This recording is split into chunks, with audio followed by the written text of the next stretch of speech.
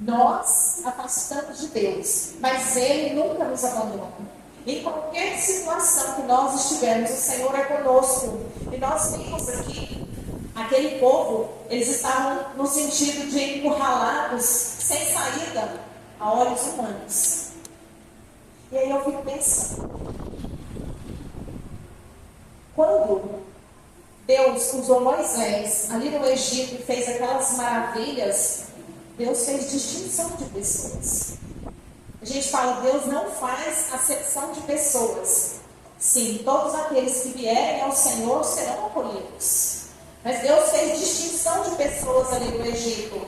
Porque quando Ele lançou aquelas pragas, o povo de Deus foi poupado. Nós lemos a palavra. Quando nós lemos todas as pragas que foram lançadas, Deus poupou o seu povo, Deus cuidou.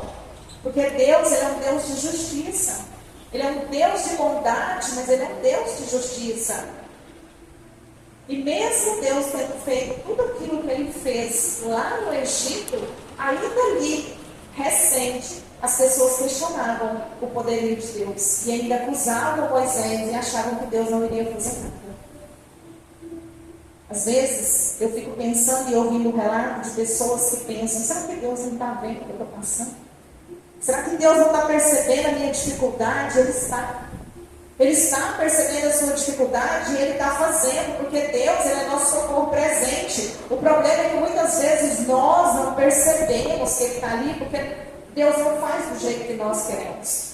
Ele faz do jeito dEle, na hora dEle, no momento dEle, da forma como Ele quer, não da forma como nós queremos. Esse, muitas vezes, é o problema. Deus, Ele estava ali no deserto, provocando livramento. Depois que o povo atravessou aquele mar, Deus continuou. Deus era uma coluna de fumaça. Ele era uma coluna de fogo. Deus, Ele protegia as pessoas. Ele conduzia. Ele mostrava o caminho. Ele era luz à noite naquela coluna de fogo para conduzir o povo no deserto quando o pessoal passava por ali. Deus providenciou comida que caía no céu. Deus providenciou água. Deus providenciou vestimenta para aquela quantidade de pessoas e ainda assim aquele povo do deserto murmurava, assim como nós. Porque quando nós lemos aquele povo do deserto, nós julgamos eles. Nós falamos, gente, mas esse povo é ingrato. Esse povo é mal agradecido, porque nós lemos e vemos o poder do Senhor, nós vemos todos os livramentos, nós vemos todas as coisas que o Senhor fazia por eles. E eles não estavam percebendo, eles estavam questionando e reclamando. E quanto Deus tem feito por mim, por você, quanto o Senhor tem feito por nós, e nós ainda questionamos e reclamamos. Porque não está saindo do jeito que eu quero, da forma como eu acho que tem que ser. Quantos livramentos o Senhor tem dado. É tão profundo esse texto, essa reflexão, que os soldados egípcios perceberam o tamanho do poder de Deus e temeram. O povo do Egito, eles gritavam, vamos fugir dos israelitas, porque o Deus deles está lutando por eles. Os inimigos percebiam, mas o povo de Deus não percebia. Olha só a cegueira espiritual que aquele povo estava. Olha a cegueira espiritual que muitas vezes nós estamos. O adversário percebe o mover de Deus nas nossas vidas e nós nem sempre percebemos o quanto Deus, Ele luta por nós. E eles murmuravam, e a justificativa de murmuração desse povo no deserto é porque eles estavam sofrendo. E aí é uma coisa que nós temos que refletir é que o fato de sermos cristãos não nos isenta do sofrimento.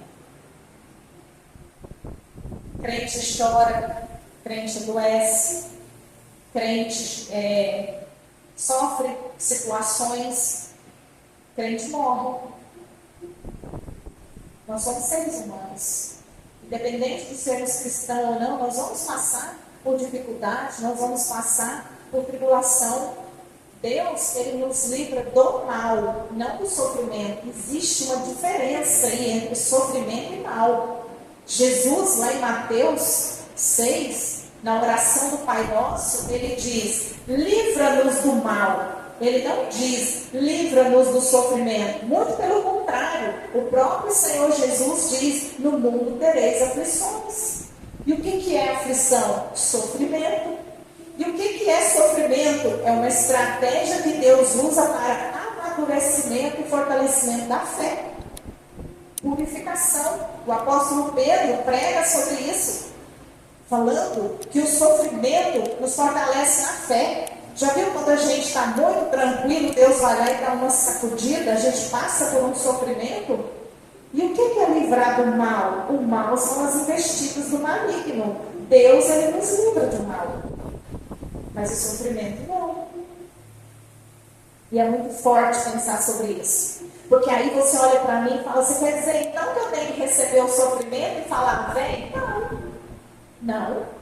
Mas se você passar pelo sofrimento, passe glorificando ao Senhor. Amém. Passe como uma provação.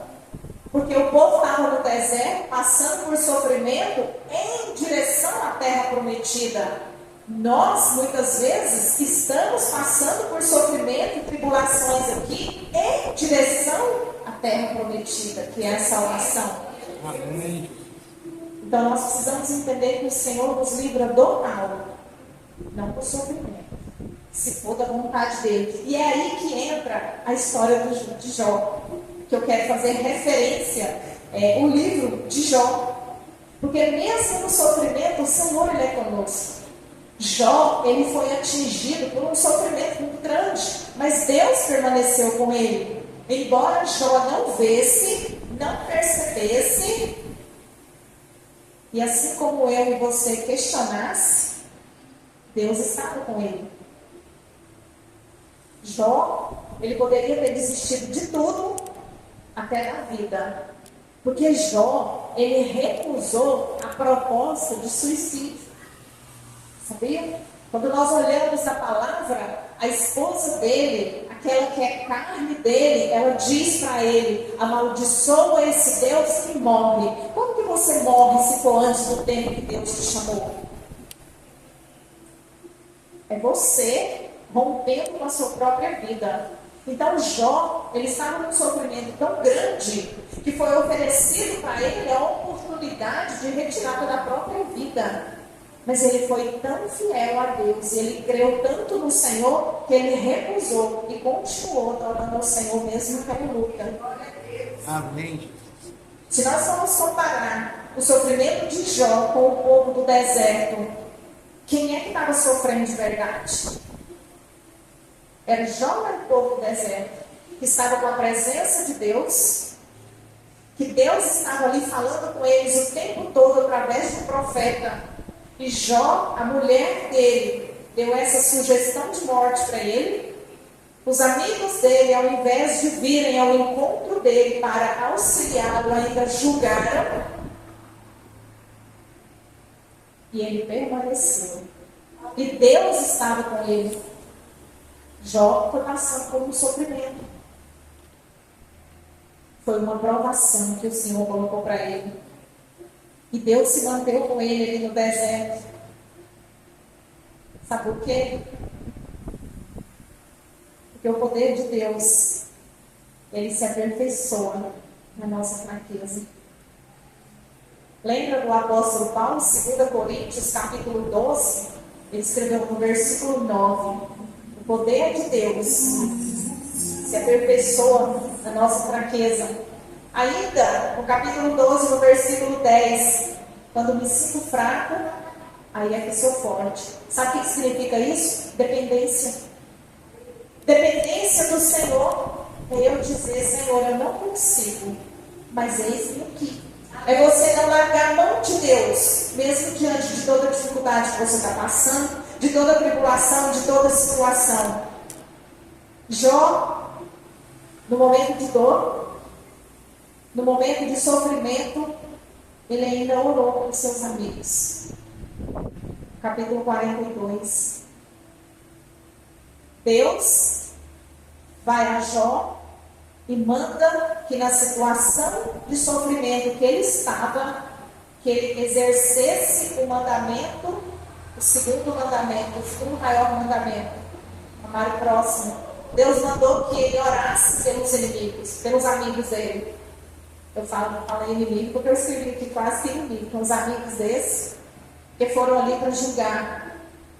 Então Jó, apesar de toda a situação e sofrimento que ele estava passando, ele ainda orou. E a partir do momento que ele orou, aí sim, Deus se revelou a ele, manifestou poder na vida dele, curou, libertou e deu graça. Restituiu tudo aquilo que ele tinha perdido. A partir do momento que ele fez o quê?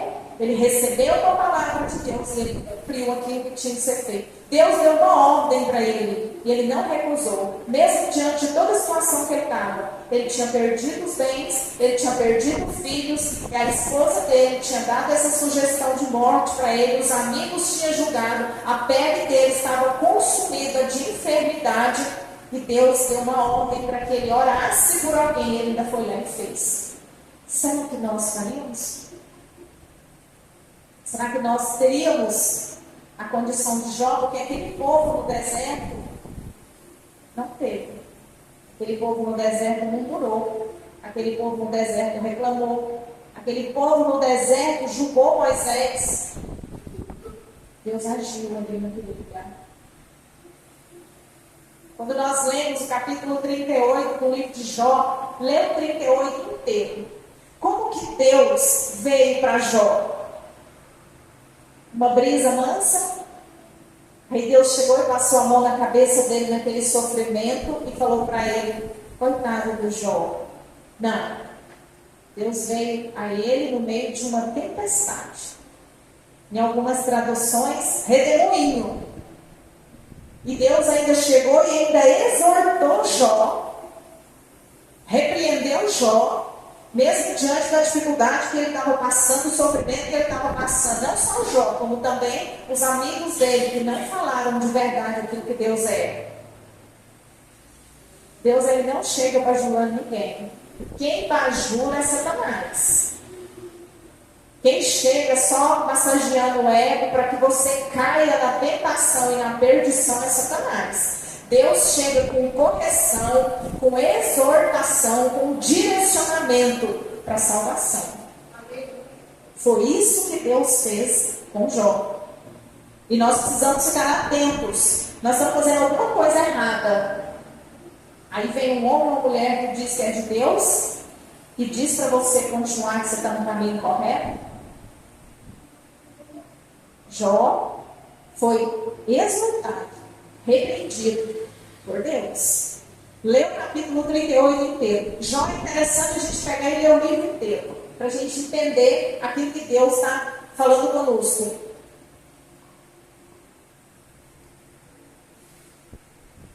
Deus, ele traz para nós ordenança, justiça.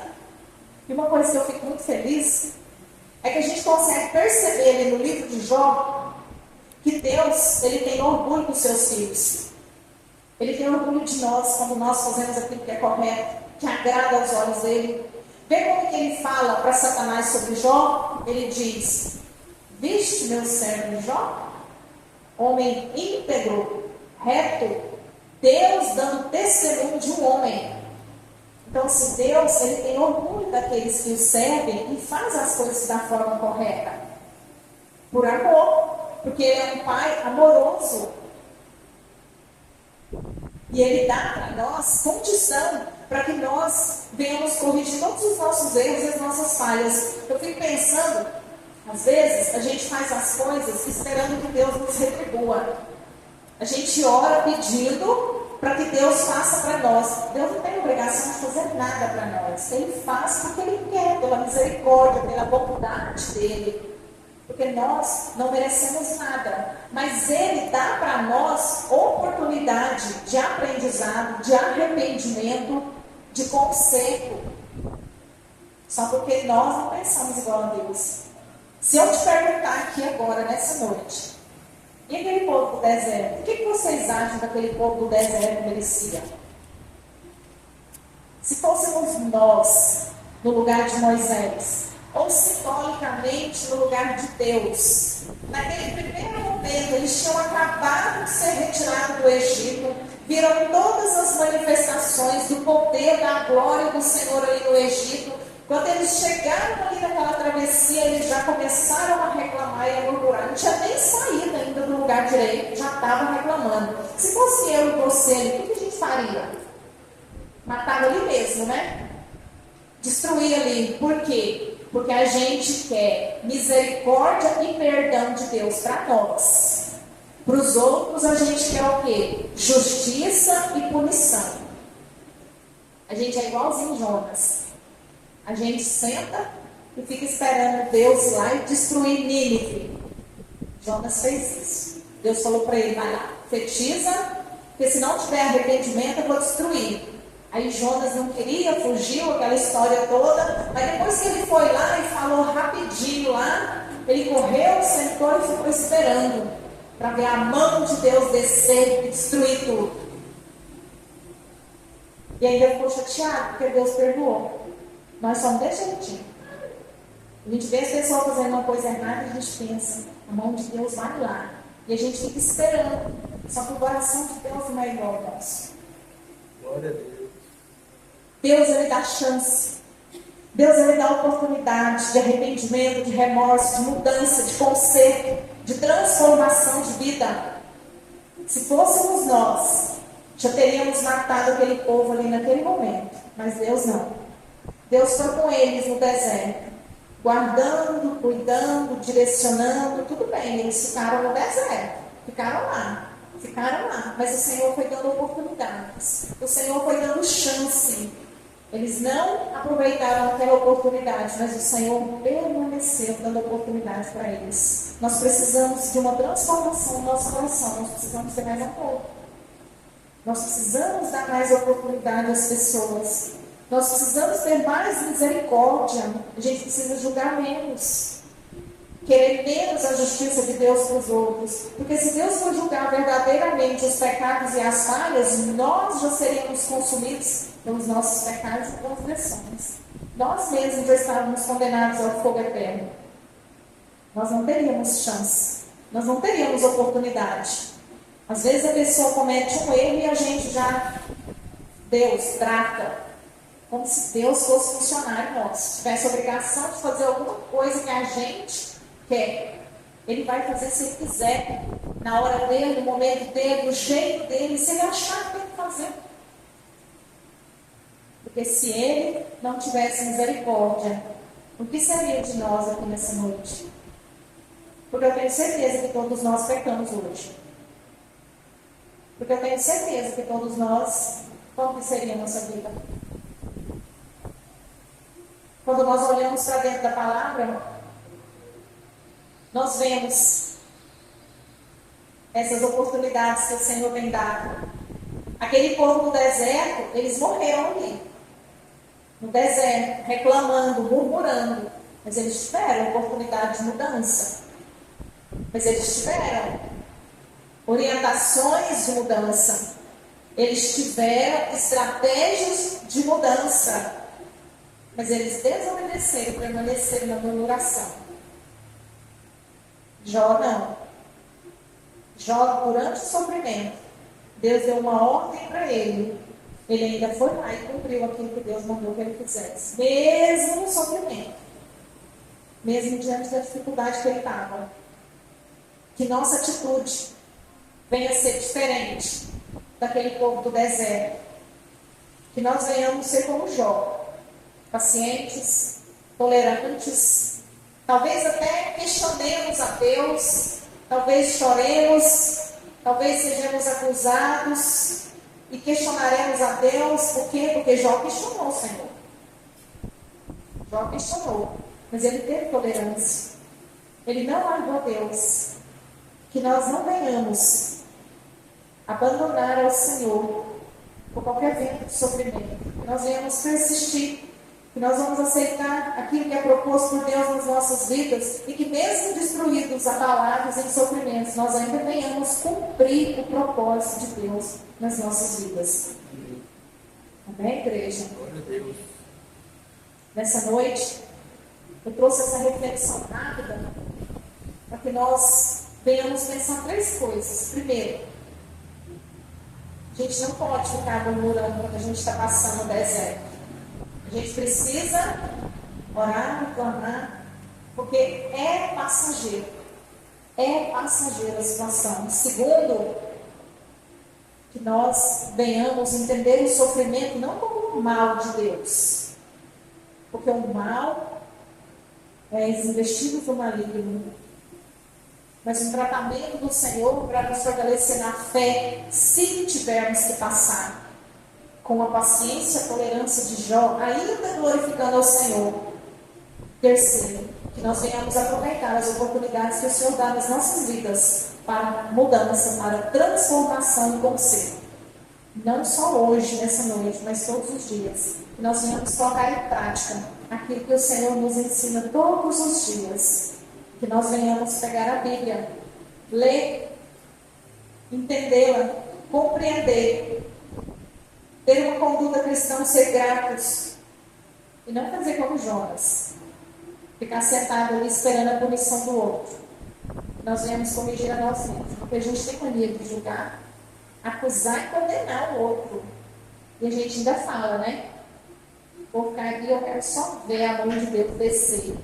Fala, a gente fala. Vai descer sim, no dia que eu quiser, na hora que ele quiser, se ele quiser, se for da vontade dele. Porque se a pessoa pedir perdão, arrepender, Deus resgata e dá uma nova oportunidade na vida. Amém, igreja? Graças a Deus, vamos orar de pé em nome de Jesus? Vamos orar para que o Senhor, Ele possa, todos os dias, nos auxiliar e que nós venhamos ter ciência de que o Senhor Ele é conosco mesmo diante de todo sofrimento. Às vezes nós achamos que é um sofrimento tão intenso e quando nós olhamos, não é do tamanho que nós pensamos que é. O Espírito Santo de Deus nos transforma, nos renova a cada dia, nos direciona e que nós não sejamos murmuradores como aquele povo do deserto. Porque muitas vezes nós comportamos iguaizinhos a eles. Amém? Vamos apresentar ao Senhor as nossas